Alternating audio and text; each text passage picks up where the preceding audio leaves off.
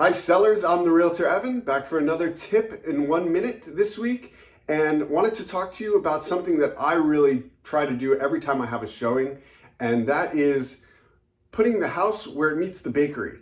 So what do I mean by that? Well, when people walk into your house, if you have fresh baked cookies going in the oven or even baking some bread, this is a smell that buyers really can't resist.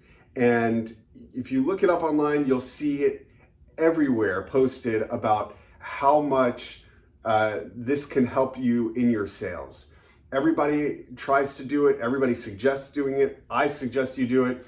And it's just basically, I think it brings the buyers back to that time when they were making cookies in their house when they were growing up, and it just makes them feel at home. So anything you can do to make the buyers feel at home when they walk into your house is a good thing to do when showing your house for sale.